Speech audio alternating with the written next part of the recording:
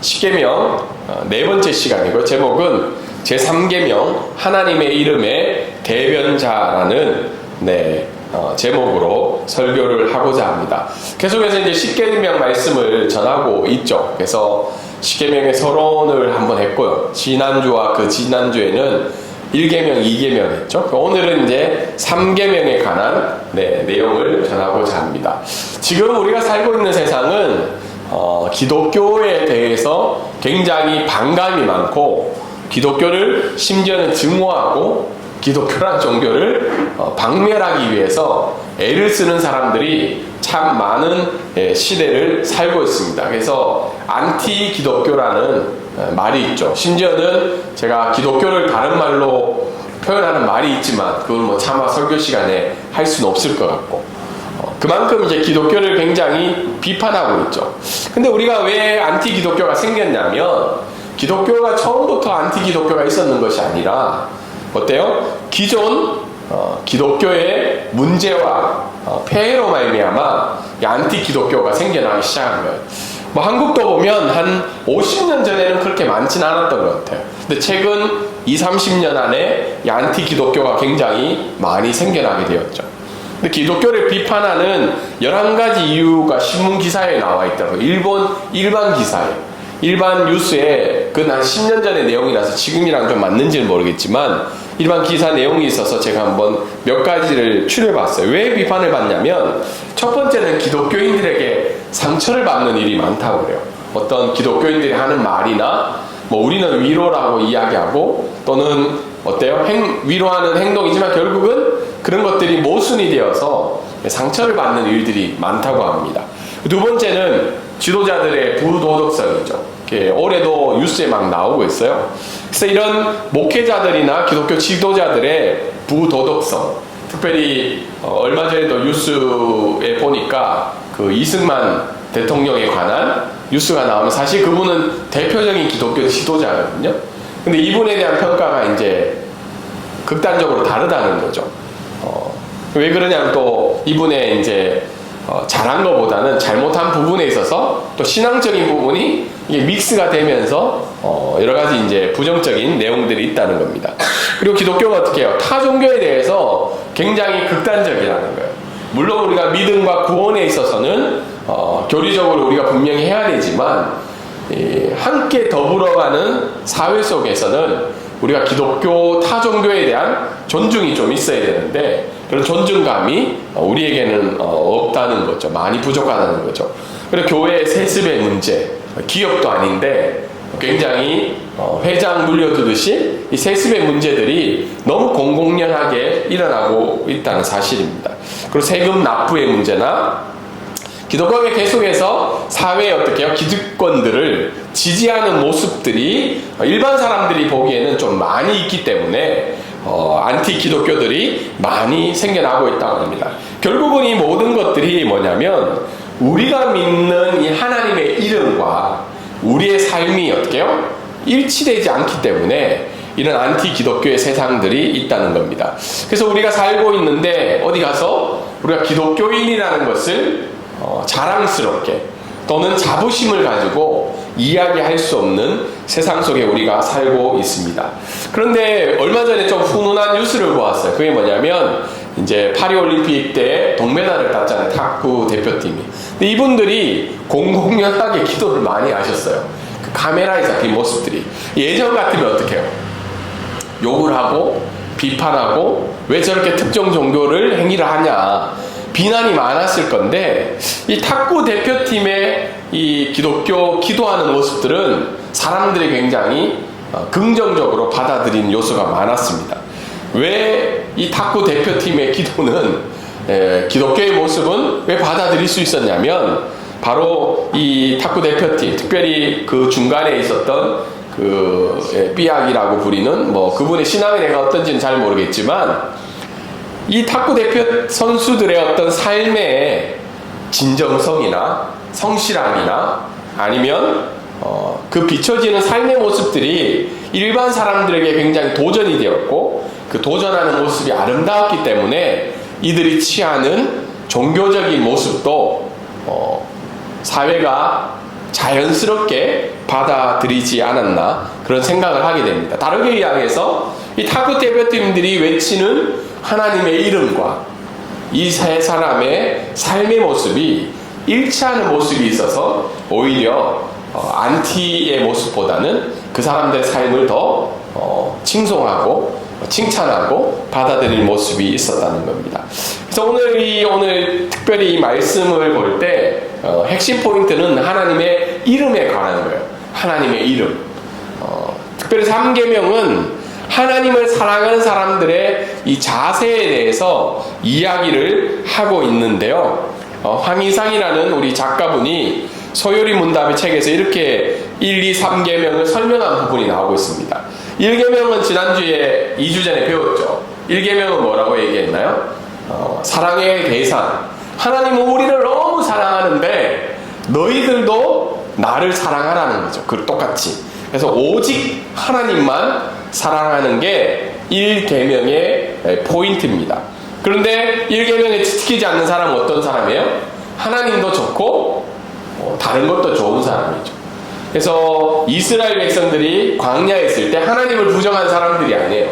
그런데 하나님도 믿고 다른 것도 동시에 믿는 사람들이었죠. 두 번째로 사랑하는 방식에 있어서는 지난주에 말씀을 들었죠. 하나님이 기뻐하시는 예배의 방법대로 하나님을 사랑하라는 거죠.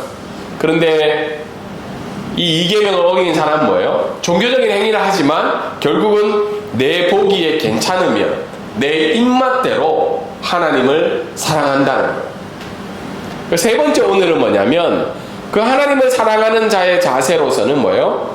사랑하는 마음과 정신과 그 자세가 하나님이 기뻐하시는 방향으로 드러나야 된다는 거예요.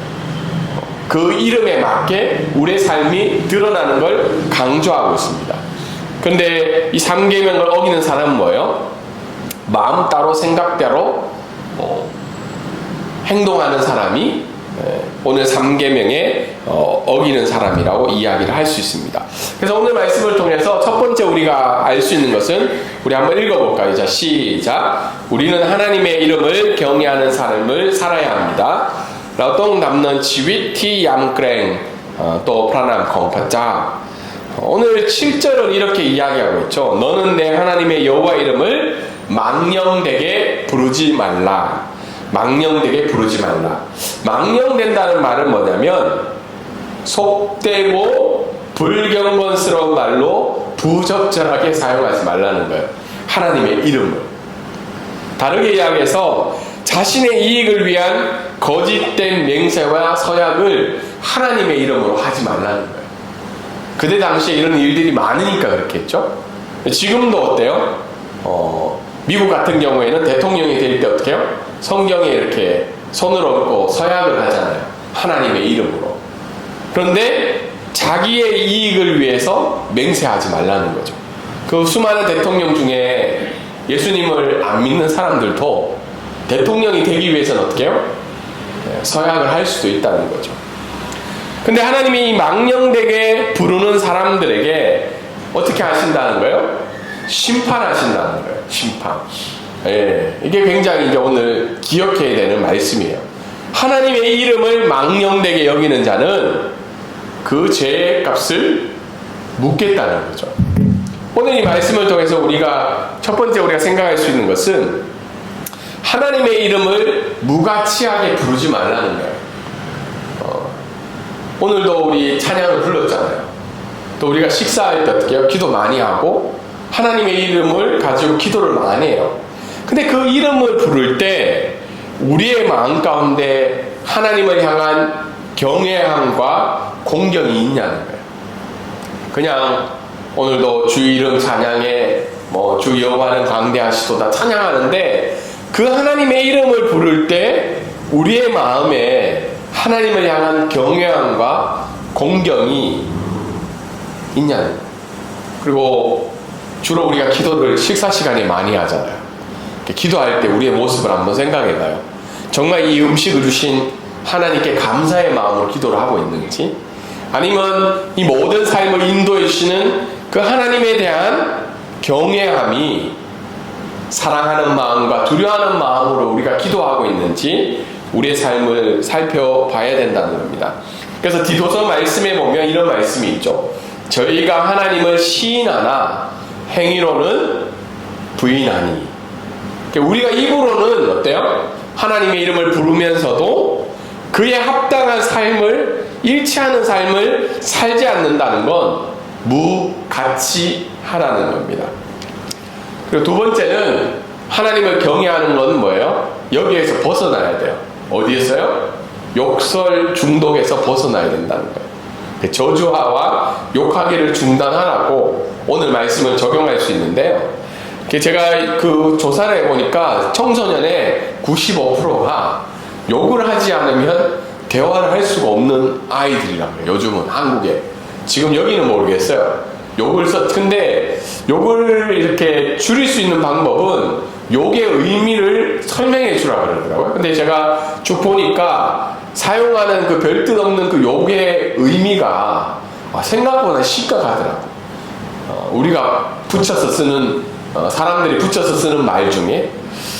근데 왜 하나님은 저주와 욕하기를 중단해야 되냐면, 먼저 이 창조세계에 대해서 욕할 때가 있어요. 우리가 뭐 더울 때도 욕할 때도 있고, 뭐 비가 많이 와도 욕하고, 눈이 많이 와도 욕하고. 네.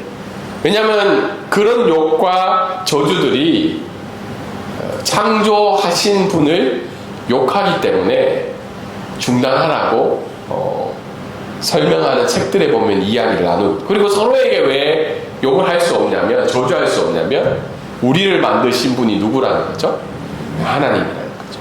서로 교회 안에서 욕을 할 때 결국은 나를 욕하는 건 누구를 욕하는 거예요? 내 아버지를 욕하는 거잖아요. 내 아버지를 욕하니까 결국은 저주와 욕하는 것들은 하나님의 이름을 더럽히는 신성모독이라고 우리가 심각하게 생각을 해야 된다는 겁니다.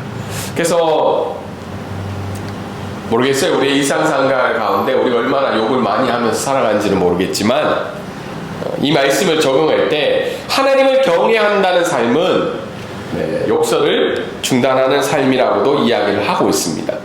그리고 이것을 설명하는 책들을 보니까요, 오 마이 갓이라는 단어를 우리가 한번 쓰잖아요. OMG, 맞죠? OMG. 그리고 미국 사람들은 뭐 지저스 크라이스트라는 말도 쓰고. 근데 이런 것들이 다 하나님의 이름을 망령되게 부른다는 거예요. 자기의 소위 재수 없음을 얘기할 때, 자기가 당한 일에 대해서 분노할 때 이 단어를 쓴다는 거죠. 그래서 어제도 제가 우리 집 아들내미가 이 단어를 쓰는 걸 내가 들으면서 약간 게임하면서 그래서 이런 단어들은 하나님의 이름을 망령되게 하는 신성모독이라는 거예요. 근데 지금 미국 사람들은 아무 생각 없이 해서, 그래서 요즘 많이 단어들을 대체한 중에 하나가 이제 오마이 갓이죠. 근데 이 말은 여러 가지 해석들을 보니까 오마이 갓보다는 쓸 수 있는 말로 설명하는데, 더 좋은 거는 우리가 굳이 이런 말을 쓸 필요가 없다는 거죠. 우리의 일상 가운데. 근데 우리 말 가운데도 이런 비슷한 의미들이 있죠. 우리가 신의 이름으로 이런 말은 하진 않지만, 다른 말로 이런 표현을 한다는 거죠. 그래서 하나님의 망령되게 한다는 말은 결국 우리의 입술로서 표현되는 그 고백들이 하나님의 이름을 무가치하게 여겨진다는 겁니다. 그래서 우리 삶들 가운데 정말 하나님의 이름을 망령되게 하지 않고 있지 않냐. 부정적으로는 뭐예요? 이 욕설과 저주와 하나님의 이름을 함부로 말하는 것도 있지만, 긍정적으로는 뭐예요? 우리가 하나님의 이름을 부를 때 우리의 마음에서 드러나는 경외와 공경하는 마음으로 찬양하며 예배하며 하나님의 이름을 불러야 된다는 겁니다. 두 번째 오늘 말씀을 통해서 우리 알 수 있는 것을 한번 읽어볼까요? 시작. 우리는 하나님의 이름의 대변자의 삶을 살아가야 합니다. เราต้องดำเนินชีวิตเป็นตัวแทนของพระนามของพระเจ้าในชีวิตของเรา 그래서 너는 내 하나님의 여호와의 이름을 망령되게 부르지 말라라고 이야기하는데요. 왜 여호와의 이름을 강조했냐면 여호와의 이름을 우리가 말하는 것뿐만 아니라 하나님의 이름을 담는 삶을 우리가 살아가라고 오늘 성경은 이야기를 하고 있습니다. 신명기 말씀인데요. 제가 신명기 말씀을 안 적었는데 6장 27절에 보면 이런 말이 있어요. 그들이 나의 이름으로 이스라엘 자손에게 축복하면 내가 친히 이스라엘 자손에게 복을 주겠다. 이 말이 무슨 뜻이냐면 너희가 하나님의 이름으로 그들을 축복하면 어떻게 해요? 나도 너희의 이름 부름에 따라 그들을 축복하겠다는 말이죠. 그래서 결국은 하나님 자신의 이름을 하나님의 백성 가운데 두셨다는 거예요. 너희가 그 이름을 거룩하게 사용하고 그 이름으로 남을 축복하면 내가 너의 축복대로 내가 그들을 축복해 주겠다는 거죠. 그래서 결국은 우리의 삶이 하나님의 이름을 대변하는 삶을 살아가라고 이야기를 하고 있습니다. 그리고 오건 성도님이 특별히 대사관에서 일하다 보니까 이 대사라는 그 이름을 좀 많이 이해를 하실 것 같아요. 다른 사람들보다는. 한 나라의 대사가 하는 말은 뭐죠? 그 국가가 하는 말을 동일한 권위와 의미를 가지고 있는 거잖아요. 그래서 우리가 하나님의 대변자라는 이름의 대변자라는 것을 생각할 때 특별히 맹세가 필요 없는 삶을 살아가야 된다는 거예요. 사실 맹세라는 부분 있죠. 서원이라는 부분, 선서라는 부분이 오늘 말씀 가운데 적용할 수 있는데요. 사실 맹세는 기독교인들이 할 수 있는 걸까요? 할 수 없는 걸까요? 하나님의 이름으로 맹세하는 거. 근데 성경에서는 하나님의 이름으로 맹세하는 것을 할 수 있다고 그래요. 우리가 하는 말이 진실하다는 것에 대한 하나님이 증인이 되어준다는 의미로 우리가 하나님의 이름으로 맹세를 할 수 있다. 하나님이 내가 하는 말에 증인이 되어주는 거예요. 근데 맹세할 때는 두 가지 정도로 함축이 된다고 합니다. 특별히 하나님의 영광을 위해서 우리가 맹세할 때, 그리고 다른 사람의 덕을 세우기 위해서 하나님의 이름으로 맹세할 수 있는데, 합당한 맹세는 뭐죠? 주님의 이름으로 맹세하는 거예요. 내 이름으로 맹세하는 게 아니고 하나님의 이름으로 맹세하는 겁니다. 근데 불필요한 맹세는 뭐죠? 내가 하나님의 이름으로 맹세했는데 그 맹세대로 우리가 살지 못하면 그것은 거짓 맹세이고 결국은 신성모독으로 간다는 겁니다. 그래서 이 세 가지를 잘 이해한 상태에서 맹세를 생각해야 되는데, 결국은 왜 이 말씀을 우리에게 주셨냐면 너희가 맹세할 수 있지만 맹세가 필요 없는 진실된 삶을 살아가는 거예요. 우리가 어떤 부분에 있어서 어떻게 해요? 다른 사람에게 하나님의 이름으로 이야기했을 때 그 사람이 평소에 나의 삶의 진실성을 가지고 나의 맹세가 필요 없는 그런 인정을 해줄 수 있는 삶을 살아가라. 여러분 혹시 여러분의 삶 가운데 내가 속담 중에 있죠. 똥이 된장이라고 얘기했을 때 믿어줄 수 있는 사람이 있냐고. 혹시 있으신가요? 내가 이것을 된장이라고 얘기했을 때 믿어줄 수 있는 사람이 있나요? 다르게 이야기해서 내 말의 진실성을 받아줄 수 있는 사람이 많이 있냐는 거예요. 내 삶에서. 그래서 결국은 우리가 맹세하는 삶을 살 수 있지만 맹세가 필요 없는 진실된 삶을 살아가는 것이 하나님의 이름의 대변자로 살아가는 거예요. 그런데 만약 우리가 맹세나 서원을 했을 때 죄에 근거한 서원을 할 수 있잖아요. 예를 들어서 오늘 성경에 나온 입다라는 사람이 나옵니다. 사사기 혹시 입다라는 사람 들어보셨나요? 그 사람이 뭐래요? 하나님, 내가 전쟁에서 나갈 때 이기고 난 다음에 나를 처음으로 맞이해야 한 사람을 내가 제물로 바치겠다는 얘기를 해요. 근데 누가 나왔어요? 딸이 나왔죠. 근데 딸이 나왔을 때 두 가지 해석이 있어요. 하나는 정말 불에 태워 죽였다는 의견이 있고, 하나는 불에 태워 죽였다는 의미보다는 그 딸을 평생 결혼시키지 않고 하나님의 섬기는 일에 바쳤다는 사람이 있는데, 첫 번째 불에 태운 것에 의하면 입다는 결국 죄에 근거한 서원을 한 거예요. 하나님은 뭐예요? 사람을 태워서 죽여서 바치는 제사를 받지 않으시는 분이죠. 그럼 만약에 우리가 죄에 근거한 서원을 했으면 어떻게 할 수 있다는 거예요? 하나님 앞에 회개하고 취소할 수 있다는 거예요. 맹세를 어긴 것도 죄지만 더 큰 죄는 뭐예요? 자기 딸을 죽여서 하나님 앞에 드린 게 더 큰 죄라는 거예요. 그랬을 때 우리가 하나님 앞에 회개함으로 그 서원을 어떻게 할 수 있다는 거예요? 취소할 수 있다는 거예요. 그래서 결국은 우리의 삶은 어떤 삶이어야 되냐면 하나님의 이름을 담는 자의 삶을 살아가야 된다는 거예요. 다르게 이야기해서 어떻게 해요? 내가 거짓말하면 누가 거짓말쟁이가 된다는 거예요? 하나님도 동일하게 거짓말쟁이가 된다는 거예요. 왜냐면 내가 여호와의 이름을 하나님이 나에게 맡겨주셨기 때문이죠. 내가 거짓말하면 내가 믿고 있는 하나님이 거짓말쟁이가 되고, 내가 잔인하게 앙심을 품고 복수하고자 하는 마음이 있다면 나의 하나님도 어떻게 해요? 잔인하고 앙심을 품고 복수하는 하나님으로 비춰진다는 겁니다. 그래서 나의 모든 죄는 결국은 누구를 모욕한다는 거예요? 하나님을 모욕하는 죄로 같이 간다는 거예요. 왜냐하면 우리에게 여호와의 이름을 대변하는 자의 삶을 주셨기 때문이죠. 제3계명에 의해서. 그래서 모든 죄는 제3계명을 위반하는 것이라고 성경은 이야기를 할 수 있습니다. 마지막으로 오늘 말씀을 우리가 적용해 보면 사도 바울이 고린도 후서에 이렇게 이야기하고 있어요. 무명한 자 같으나 유명한 자요. 다르게 얘기해서 사도 바울은 굉장히 무명한 삶을 살았어요. 그래서 편지에 쓸 때마다 자기를 소개하죠. 내가 직접 예수님을 만나지는 못했지만 내가 여러 가지 말씀을 통해서 예수 그리스도를 믿었고, 그리고 나는 사도의 권위가 있고, 자기를 계속 소개해요. 왜 소개할까요?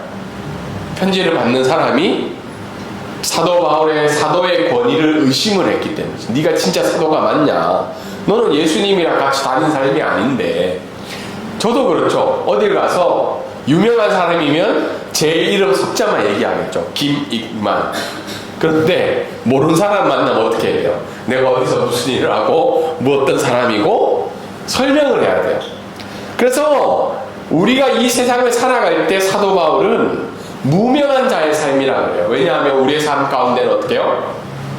부자도 아니고 유명한 사람도 아니고 사람들이 주목하는 삶이 아닌 무명한 자의 삶을 살지만, 사도 바울은 자신과 하나님을 믿는 사람들을 향해서 어떻게 이야기하면 너희들은 예수 그리스도 안에서 유명한 사람이라고 이야기해요.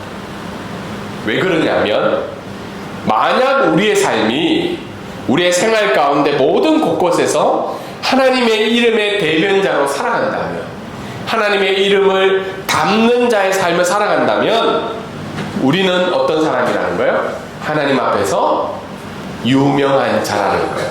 근데 우리가 명생도 있고 여러 가지 삶에 주목받는 사람들 앞에서 유명한 자로 살아간다 할지라도 하나님의 이름을 담지 못하는 삶을 살아간다면 하나님은 우리를 향해서 뭐라고 얘기하신다는 거예요? 나는 너를 모른다라고 얘기하는 거예요. 나는 너를 모른다. 그래서 사복음서에 예수님이 이야기하죠. 주여 주여 하는 자가 많지만 내가 아는 사람은 몇 명이 없다는 거죠. 그게 유명한 자, 무명한 자의 삶이라는 겁니다. 만약 우리가 하나님의 이름을 담고 하나님의 이름의 대변자로서의 삶을 살아간다면 오늘도 하나님은 우리를 향해서 유명한 자라고 칭찬하시고, 특별히 우리 교회를 볼 때 우리 교회는 무명한 교회예요. 사람들이 잘 알지 못하고 사람들이 잘 알아주지 못하는 교회지만, 우리가 고민하고 기도하고 나아가야 될 것은 우리가 드리는 예배나 우리 교회에 나오는 성도들이 하나님의 이름을 대변하는 삶을 살아가고 있다면 방콕 브릿지 교회는 하나님 앞에서 유명한 교회라는 거예요. 그래서 많은 교회들이 왜 욕을 얻고 있냐면 사회 속에서는 그 교회가 크고 유명한 자의 삶을 살지만 하나님의 말씀에 하나님의 이름을 담는 교회의 모습을 많이 보여주지 못했기 때문에 지금도 안티 기독교들이 많지 않나 그런 생각을 해보게 됩니다. 말씀을 적용하겠습니다. 오늘부터 드리는 그런 우리의 삶들이 사랑과 두려움으로 하나님의 이름을 담아내는 삶이 되기를 주님의 이름으로 축복합니다. 하나님의 이름을 부를 때, 또 하나님의 이름으로 예배를 드릴 때, 기도할 때, 찬양할 때 하나님을 사랑하는 마음과 두려워하는 마음이 있어야 돼요. 내 말 한마디와 내 행동 하나가 하나님의 이름을 대표하는 삶임을 기억하고, 두 번째는 뭐죠? 우리의 삶이 맹세와 서약이 필요 없는 진실되게 살아가는 삶이 되기를 원해요. 그러면 내가 굳이 하나님의 이름을 이야기하지 않아도, 내가 굳이 하나님의 이름으로 맹세하지 않아도 우리를 아는 사람들이 우리의 삶을 통해서 하나님의 이름을 알아갈 수 있다는 거예요.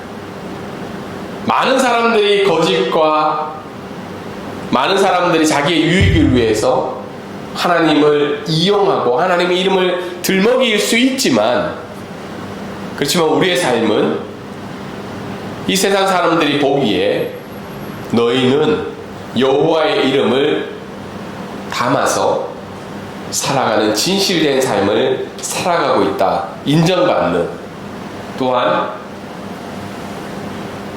동의를 받을 수 있는 귀한 삶을 살아가는 저와 여러분이 되기를 주님의 이름으로 소망합니다.